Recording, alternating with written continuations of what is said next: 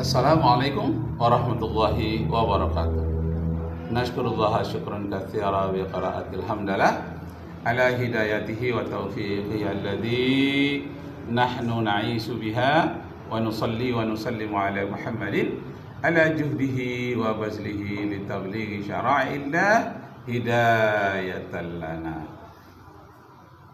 Pembahasan kita pada hari ini adalah perampasan hak para koruptor. Nah, karena hak yang ada pada koruptor itu adalah hak rakyat.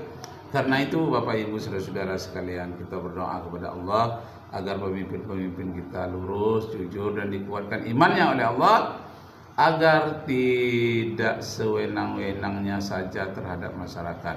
Kalau mereka terlanjur berbuat hal-hal yang dilarang oleh Allah, maka hak mereka bisa dirampas. Tapi kalau dalam Islam bukan sekedar dirampas hak negara yang ada padanya, tapi dia juga diberikan hukuman pidana berupa potong tangan. Asyariku wasyariqatu faqta'u aydiyahuma. Pencuri laki-laki dan pencuri perempuan, koruptor laki-laki, koruptor perempuan, potonglah tangan keduanya, jangan putus, jangan kasihan melihat mereka. Masya Allah, betapa parahnya korupsi sekarang terjadi di negara kita. Na'udzubillahi min zalik. La'anallahu ar-rasi wal murtasi wallazi yamshi bainahuma. Sangat dikutuk oleh Allah orang yang menyogok, menyuap, orang yang menerima suap, dan orang yang menjadi perantara suap. Ini menjadi perhatian di negara kita, terutama pihak-pihak yang yang punya kekuasaan, yang berwenang tentang hal itu. Ini mantan ketua KPK ini, apa katanya? Kita dengarkan apa yang terjadi. Masya Allah. Nah, ini dia. Jadi pemberantasan korupsi ini baru bisa berhasil apabila ada strong and sustainable commitment dari dua pemimpin di negara ini. Yang pertama Bapak Presiden. Kita berharap dengan presiden yang sekarang ini, semoga kita doakan. Yang kedua Ketua Mahkamah Agung. Ketua Mahkamah Agung nggak usah nangani korupsi. Cuma kan, apabila tersangka korupsi, tersangka narkotik segala macam terbukti secara sah dan meyakinkan, hukumannya maksimal. Hukuman mati. Hukuman maksimalnya mati kok. Masya Allah. Bukan Cina aja hukum mati, di Indonesia juga hukum mati. Kalau Ketua Mahkamah Agung bilang, gimana Pak kalau kotak cuma 4 bulan? Udahlah jadi hakim tanpa palu aja. Ini malah enggak. Dari mejanya hakim, dari lemarinya hakim ditahan, dapat ditangkap duit 1 triliun. Pertamina tidak ada kompetitor, rugi. PLN tidak ada kompetitor, rugi. PDAM tidak ada kompetitor, rugi. Ya, banyak sekali. Kalau sudah koruptor beredar di mana-mana, seluruhnya rugi. Tidak ada yang menguntungkan. Yang rugi itu masyarakat. Padahal ketika mulai disebut pagar laut misalnya, ya pagar laut, ketika mulai disebut anak-anak pembesar ini terlibat, hilang kasus. Oke, baik. Termasuk satu terakhir. Dulu kan kita kenal misalnya ada pejabat dengan isu rekening gendut, wah demo di mana-mana. Dia masih tetap stay di situ, dipakai oleh pemerintahan Prabowo, walaupun saya lihat tidak lagi memiliki power yang luar biasa, tapi masih stay. Minimal ya, jangan dipakai lah orang-orang dengan kontroversi yang luar biasa, walaupun katakanlah belum dihukum. Masa kita akan bilang begini, kan dia belum dihukum ya. Kalau dia belum dihukum, ya kalau sudah dihukum dia kotak sampah maksudnya. Tetapi kita kan harus mencari orang-orang berintegritas itu dari track recordnya, dan apakah ketika dia diberikan kekuasaan, dia menggunakan kekuasaan itu untuk memperkaya dirinya sendiri atau keluarganya, dan itu bisa dicek dengan mudah. Oke, silakan. Ya, terima kasih Bung Iman. Jadi Bapak Ibu saudara-saudara sekalian, mereka harus yakin, ya diri kita juga harus yakin bahwa seluruhnya akan dipertanggungjawabkan di hadapan Allah. Di dalam surat Al-Kahfi ayat yang ke-54 dinyatakan, walau tara izil wa taral mujrimina, ini dia, wa taral mujrimina musfiqina mimma fi wa yaqulu ما لهذا الكتاب لا يغادر صغيرة ولا كبيرة إلا أحصاها ووجدوا ما عملوا حاضرا ولا يظلم ربك أحدا.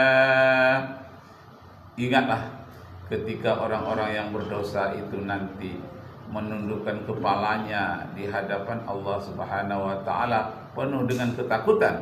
Musfikina mimma fi, ketakutan dari alat rekaman, dari kitab catatan amalnya yang terdapat di dalam kitab catatan seumur hidupnya. Nah, musfikina mimma fi, dia penuh ketakutan. Lalu dia mengatakan, mali hadzal kitab, ini kitab apa ini, catatan apa ini begitu banyak. La yughadiru saghiratan, tidak meninggalkan apa-apa saja yang paling kecil. Wala kabiratan, lebih-lebih lagi yang besar. Illa ahsaha, melainkan semuanya jelas tertera dalam catatan dan rekaman itu. Wala yazlimu rabbuka ahada, itu untuk menunjukkan bahwa Allah tidak menzalimi siapapun. Wala yazlimu rabbuka ahada, supaya jelas bahwa kalau mereka masuk neraka bukanlah karena kekejaman Allah. Kalau mereka masuk surga memang mereka telah beramal soleh atas perbuatan mereka sendiri. Masya Allah. Karena itu dalam hidup ini tidak semuanya manusia percaya beriman kepada Allah ada catatan amal itu. Karena itu perlu pengawasan dari berbagai lembaga negara, termasuk alat-alat negara yang bernama, ini namanya KPK. Perusahaan negara tidak ada kompetitornya tapi rugi. Karena apa? Semua di dalamnya biawak, penjahat semua di dalamnya. Masya Allah. Kenapa mereka bisa korupsi sebesar ini? Ya karena mereka tahu penegak hukum bisa dibayar. Mulut penegak hukum bisa disumpal. Mata-mata penegak hukum. Nah, Masya Allah. Itu dahulu presiden yang lalu. Mudah-mudahan yang sekarang ini bisa mendapatkan yang terbaik. Masya Allah. Ini ada pernyataan tapi sedikit agak bertengkar ini orang. Mencemarkan nama baik lah umumnya yang kayak begitu-begitu. Nah, saya tidak tahu persisnya juga karena sampai saat ini kan KPK seperti tidak punya mekanisme untuk menjelaskan mana kasus yang menurut mereka, bukan menurut mereka, yang menurut mereka ya tentu menurut mereka layak dilanjutkan dan tidak layak dilanjutkan. Bukan hanya kasus kita saja ya, mungkin juga kasus-kasus yang lain yang mereka tangani yang dilaporkan oleh publik dan sebagainya gitu. Nah, kasus ini ya begitu dan sudah kita ketahui gitu. Bahkan respon KPK itu menurut saya agak aneh. Anehnya itu apa? Ketika terjadi kasus OCCRV, Pak Jokowi mengatakan buktikan saja. Nah, lalu disambut oleh KPK, silahkan laporkan. Sudah dilaporkan berulang-ulang itu. Nah, tapi Bapak Ibu Saudara sekalian, itulah kasus-kasus yang banyak terjadi di Indonesia. Itu membuat kita semakin banyak merenung karena kita juga bangsa Indonesia. Jangan-jangan pun kita terjerat dengan perbuatan seperti itu. Pribadi kita, keluarga kita, atasan kita, bahkan pimpinan tertinggi kita. Jangan sampai terkena. Nah, karena itu ayat Al-Quranul Karim harus kita baca berulang-ulang supaya hati kita tersentuh dan kita menyadari apa yang kita lakukan. Misalnya di dalam Al-Quranul Karim dinyatakan, innal ladzina kafaru bi ayatina sawfa nuslihim nara kullama nudijat junuduhum baddalnahum juludan ghairaha liyadhuqul adzab.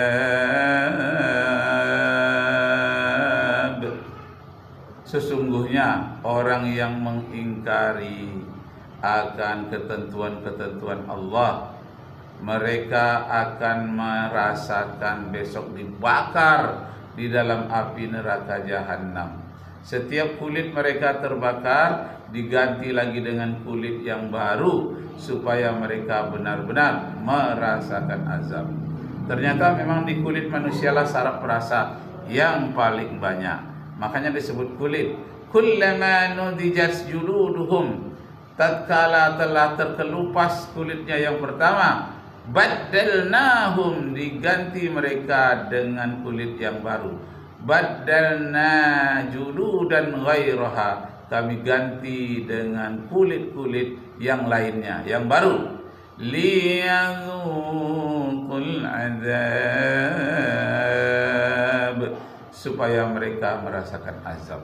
Bapak Ibu saudara-saudara sekalian, karakter bangsa Indonesia adalah karakter yang berketuhanan, yang Maha Esa, merasa dirinya dipantau oleh Allah. Hayatilah Pancasila, terutama Pancasila pertama itu, yakni dengan ketuhanan yang Maha Esa, dengan kita mengimani, meyakinkannya bahwa kita merasa ada Tuhan yang melihat segala perbuatan kita dan akan mengazab. Liyazuqul azab, akan merasakan azab dari perbuatan kita. Itu ancaman Allah kepada kita, jangan dibawa bermain-main. Nah, berikut ini apa yang terjadi kasus-kasus sekarang ini.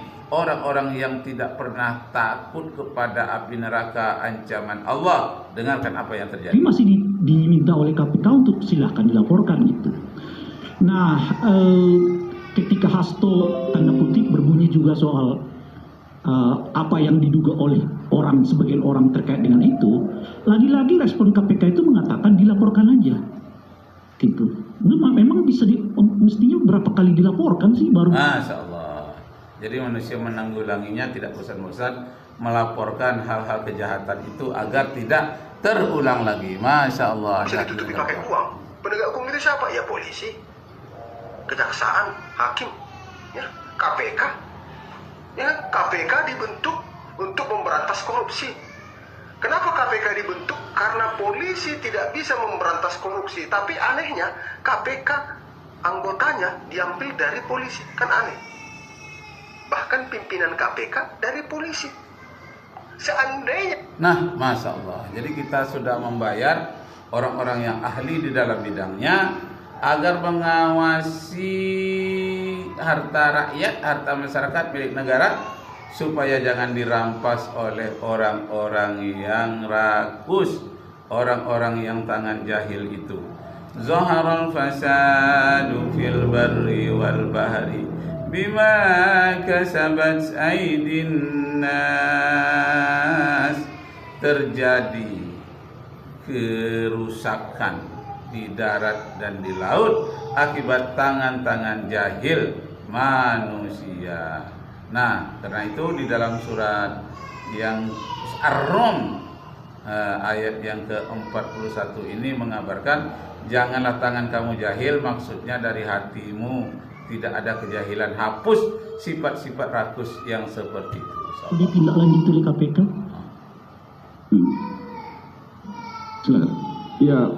Nah, saya punya ide ini sebetulnya. Bukan begini. Ide saya itu. Tadi kayak udah cukup kau. Bagusnya Bung Semar dan Bung Andi yang langsung mendatangi KPK. Jadi kalau menurut saya untuk melaporkan, mungkin tidak melaporkan, Ray Rangkuti mendesak dan KPK kawan-kawan saya tuntaskan nih yang sering berbarengan ini tuntaskan kasusnya. Ketika melihat ada kepentingan yang sejalan, dia percaya asing.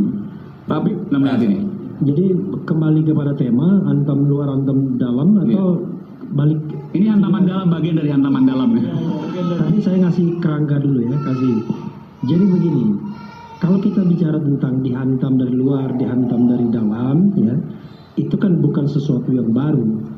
Itu sesuatu yang terjadi selama negeri ini merdeka. Nah, Bapak Ibu Saudara sekalian, terakhir sebelum saya tutup, saya ingin membacakan satu lagi ayat Al-Quran di dalam surat nanti akan disebutkan suratnya. Bunyinya begini: yasha yuzhibukum wa ya'ti bi khalqin jadid. Seakan-akan Allah bosan, tapi Allah kan tidak punya bosan. Seakan-akan bosan melihat kegalauan, melihat manusia-manusia ini sudah keterlaluan. Geram Allah melihat manusia yang keterlaluan.